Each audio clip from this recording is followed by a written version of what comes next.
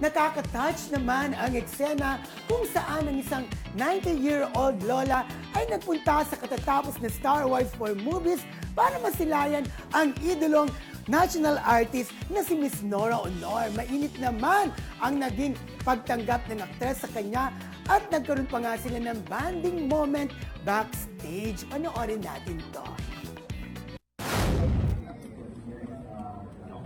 Nakabila kami. Yung pantalan nga ni Balot, kinuha na nakasampay kahit pata. Sinuot. Kinauban ng barya. Ba? Salamat sa kasamang Mel Caparas. Correct. Hi, Mel. Nagbigay Thank ng you. ating video. Alam mo, actually yan, nung tinatawag ko si Mildred, magpe-present na, nakasabay namin yan na tinutulak ng wheelchair, Naka-wheelchair sa backstage yung para lola. makita si Ate Guy. True. Talagang Kasunod namin siya kasunod. Nagmamadali na kami sa sala na pwede pong nakiusap na, pwede pong pauna po muna kami. Magaling naman kami, marespeto, pinaunang. Pero nakita namin yung oldies na talagang 90 years old. Na, at least, hinirap talaga ni Ate Guy na tingnan mo, 19 years old. Parang umaga pa raw, ganyan. parang as early as 10 a.m. nandun na raw sila. Grabe, Yung no? mga Talagang, nagtanong-tanong ako. alam niyo yung kantang, ako'y dakilang movie fan, tapat ako ang magmahal.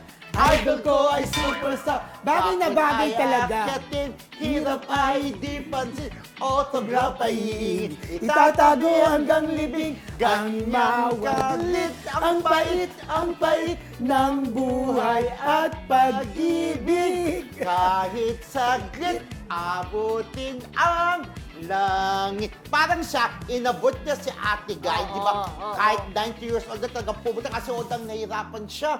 Gusto niya lang masilayan ng kanyang idol, ang national artist at best actress ng 40th Star Awards for movies na si Ate Guy. Totoo yan, hindi naman natin inaano yung mga tumandang dalaga, di ba? Oo. Pero marami talagang fans ang ating national artist na tumandang dalaga talaga sa pagsunod at Nakabuntot. Oo, kay Ate Guy. Pero mega Grabe di ba? talaga, oo. Bubuntot talaga Yung sila iba na- nga hindi na ina-adulay si Ate Guy, gino-glorify. Oh, gina-glorify pa. Yeah. I am the man. Parang glory of love. Diba?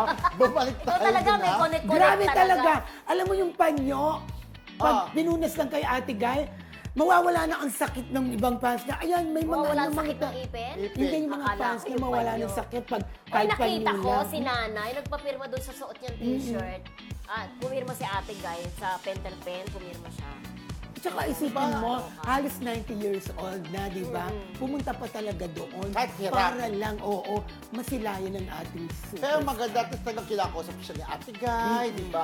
Na sa plus, na ganun-ganun, di ba? Correct. Nakakatawa. Ang plus, yung movie ni Ate V, di ba? Ang plus. So, kung di ka, napanood yung movie nila ni Yes. Rio Locsin, maganda.